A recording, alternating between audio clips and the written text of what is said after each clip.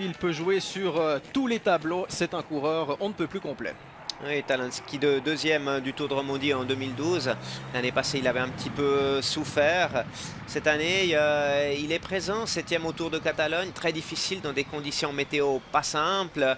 Il aime encore un coureur qui apprécie ces routes helvétiques et qui va sans aucun doute tenter de jouer les tout premiers rôles pour le classement général. Et l'arrivée de Vincenzo Nibali, encore 50 mètres pour le vainqueur du Giro à 12 secondes de Michal Kwiatkowski. On va dire que pour Vincenzo Nibali, c'est quand même pas mal sur ce prologue qui est assez long. Oui, c'est même très bien, donc c'est vraiment une affaire de spécialiste aujourd'hui. Il limite bien les dégâts, il est là, il est présent, c'est un des meilleurs temps qu'on a vu sur les derniers coureurs qui se sont élancés. Voilà quoi, donc pour lui, ça montre qu'il est en condition. Encore une fois, 12 secondes sur un Kwiatkowski. C'est du temps, ça va pas être simple, quoi. Donc il va devoir tenter des choses et c'est tant mieux pour nous, tant mieux pour le spectacle. Laurens Tendam, le néerlandais de l'équipe Belkin, 13e du dernier Tour de France. On précisera que dans cette équipe Belkin, Bokemolema n'est pas là. Oui, Tendam qui est aussi très en vue l'année passée sur le Tour de Suisse. Et on retrouve souvent les mêmes coureurs d'une année à une autre qui font le Tour de Suisse, qui font le Tour de Romandie, qui apprécient ces routes, qui apprécient ces épreuves et qui sont souvent en condition.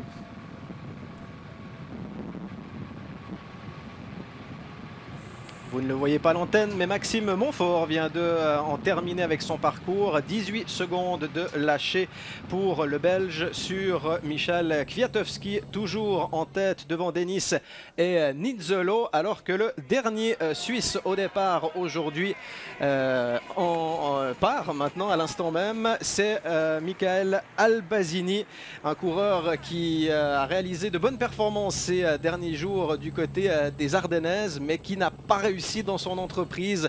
Allez, on décrochait une. Albazini qu'on n'a pas trop vu depuis le début de la saison, qui est passé un petit peu de manière inconnue, mais qui avec sa 7e place sur la flèche a montré qu'il était de retour aux affaires. Alexandre Génier, le français, à l'arrivée à 8 secondes de Michal Kwiatkowski. C'est le 9e chrono provisoire pour le coureur de la Française des Jeux, alors qu'on attend maintenant à l'arrivée notamment Rui Costa, mais également Andrew Talinski qui a pris le départ. Les gros favoris, ce sera dans quelques instants. Je vous rappelle que Chris Froome part à 17h14. Dans moins de 20 minutes maintenant, on saura qui est le premier maillot jaune de cette 68e édition du Tour de Romandie. Rui Costa dans ses œuvres, on vous rappelle 2 fois 3e du Tour de Romandie ces 2 dernières années. Une bonne attitude, Daniel? Oui, on le voit, il est bien en ligne, il donne le maximum. C'est difficile sur ces images de se rendre compte est-ce qu'il va vraiment vite.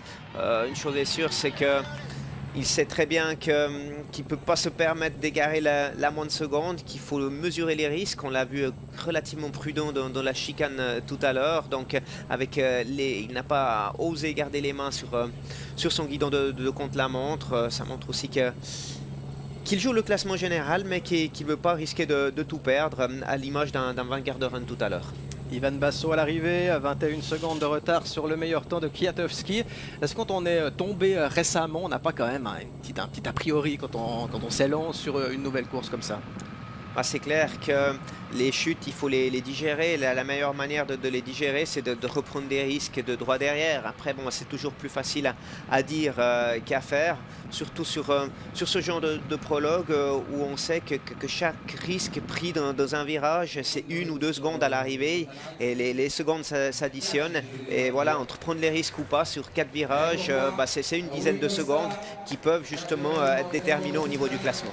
Encore 50 mètres pour le Portugais Rui Costa Costa, champion du monde en titre de la course en ligne, et 15 secondes d'abandonner sur le meilleur temps de Michał Kwiatkowski. Pour lui, Rui Costa, l'important évidemment, ça sera d'être au top de sa forme demain déjà pour les premières ascensions, mais surtout vendredi pour la grande étape de montagne. Quand on regarde le classement, tous les favoris, Nibali, Rui Costa et tout le groupe sont un peu dans le même temps, à 2-3 secondes d'écart, et il y a vraiment Kwiatkowski et les autres. Et ben ma foi, ça va donner des idées, car on ne va pas pouvoir trop se permettre d'avoir une course d'attente dans l'étape de montagne, car on connaît les qualités de rouleur d'un Kwiatkowski. On verra de quoi est capable Froome, mais on ne peut pas arriver comme ça. Et très bon temps pour Marcel Kittel, le sprinter, qui va échouer à 4 petites secondes de Michał Kwiatkowski. Troisième chrono provisoire pour le sprinter allemand. Eh bien, Daniel, je pense que vous avez été bluffé parce que oui, ce prologue était long, mais Marcel Kittel a fait un sacré numéro. Ouais, un temps spectaculaire donc, pour un sprinter. C'est vrai qu'on le disait tout à l'heure, sur des prologues de 2 km, on cite les sprinters parmi les grands favoris tellement leur force, leur explosivité est importante. Aujourd'hui, il faut quand même enrouler le braquet, emmener de la puissance pendant pas mal de temps. 6 minutes, c'est long. Là, on voit qu'il est en condition, qu'il est en forme. Donc, pour faire un temps comme ça, on doit vraiment être au top niveau. Ça promet sur ces prochains jours, et notamment l'étape avec l'arrivée à Montreux. Et entre-temps, Nicolas Roche a pris le départ, l'Irlandais. Alors lui, il va peut-être pas s'imposer aujourd'hui, mais il a une belle carte à jouer au général. Oui, il doit montrer de quoi il est capable. Il va sur le Giro en tant que leader avec Rafał Majka.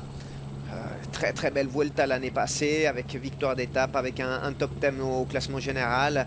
C'est un coureur complet qui sait un petit peu tout faire, qui a des responsabilités au sein de la Saxo Tinkoff, qui apprécie de courir sur cette terre également. Donc on va voir, mais pour lui c'est vrai que ce Tour de Romandie, il ne peut pas se permettre de le faire en deux.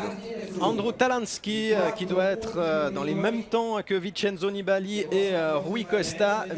Andrew Talansky qui lui aussi a une belle carte à jouer au classement général, et 6,38, eh bien c'est exactement dans la même